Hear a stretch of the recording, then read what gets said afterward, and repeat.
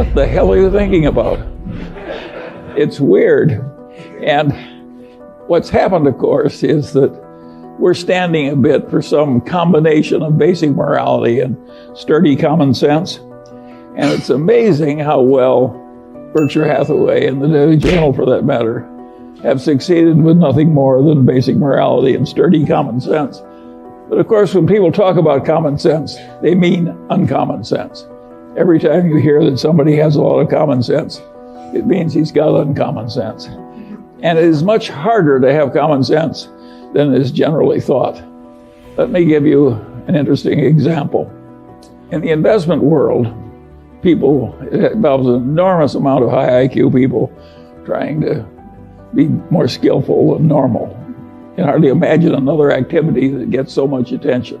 And weird things have happened. And years ago, one of our local investment counseling shops, a very big one, they were looking for a way to get an advantage over other investment counseling shops.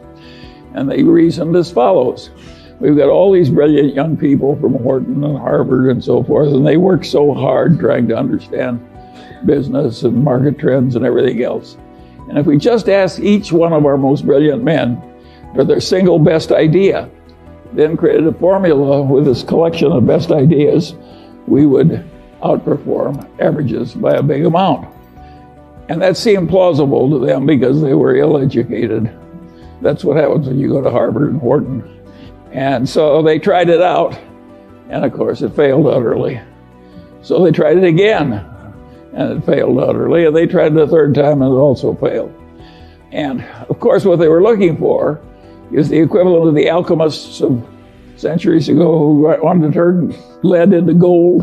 They thought if you could just buy a lot of lead and wave your magic wand over it and turn it into gold, that would be a good way to make money.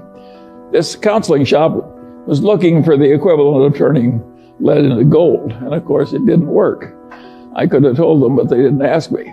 Now, the interesting thing about this situation is that this is a very intelligent group of people that's come from all over the world. You've even got a lot of bright people from China, where people tend to average out a little smarter. And the issue is very simple. It's a simple question. Why did that plausible idea fail? Just think about it for a minute. You've all been to fancy educational institutions. I'll bet you there's hardly one in the audience who knows why that thing failed. That's a pretty ridiculous demonstration I'm making. How can you not know that? It's sort of the main activity of America, an obvious and important failure. Surely we can explain it. You have to have stayed awake in your freshman college courses to answer that question. But if you ask that question at a Department of Finance, at a leading place, the professors wouldn't answer it right. Now I'm going to leave you that question because I want you perplexed. But that's one you should be able to answer. It shows how hard it is to be rational on something very simple. How hard it is, how many kind of crazy ideas people have and they don't work. You don't even know why they don't work, even though it's perfectly obvious if you've been properly educated. And by the way, my definition of being properly educated is being right when the professor is wrong. Anybody can spit back what the professor tells you. The trick is to know when he's right and when he's wrong. That's the properly educated person. And of course, they're frequently wrong, particularly in the soft sciences. In fact, if you look at a modern elite institution, it's fair to say that a lot of the faculty are a little crazy. It's so left-wing now in the humanities, and it's very peculiar. And that's another thing. Why should 90% of the college professors in the humanities be very left-wing? I leave that question for you too. But it happens. Now, a place like Berkshire Hathaway or even the Daily Journal, we've done better than average. And now there's a question, why has that happened? And the answer is pretty simple. We tried to do less. We never had the illusion we could just hire a bunch of bright young people and they would know more than anybody about canned soup and aerospace and utilities and so on and so on and so on. We never had that dream. We never thought we could get really useful information on all subjects, like Jen Kramer pretends to have. And we always realized that if we worked very hard, we could find a few things where we were right. and that a few things were enough, and that was a reasonable expectation. That is a very different way to approach the process. And if you had asked Warren Buffett the same thing that this investment counseling did, give me your best idea this year, and you just followed Warren's best idea, you would find it worked beautifully. But he would, trying to know the whole, he would give you one or two stocks. He had more limited ambitions. I had a grandfather who was very useful to me, my mother's grandfather, and he was a pioneer, and he came out to Iowa with no money but youth and health, and took it away from the Indians. He fought in the Black Hawk, he was a captain in the Black Hawk Wars, and he stayed there, and he bought cheap land, and he was aggressive and intelligent and so forth, and eventually he was the richest man in the town and owned the bank, and highly regarded, in a huge family and a very happy life.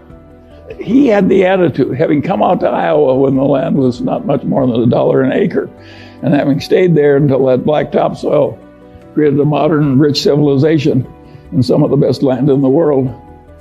His attitude was that in a favored life like his, when you were located in the right place, you just got a few opportunities if you lived to be about 90.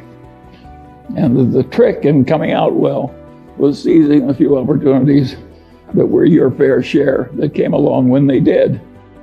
And he told that story over and over again to the grandchildren who hung around him all summer.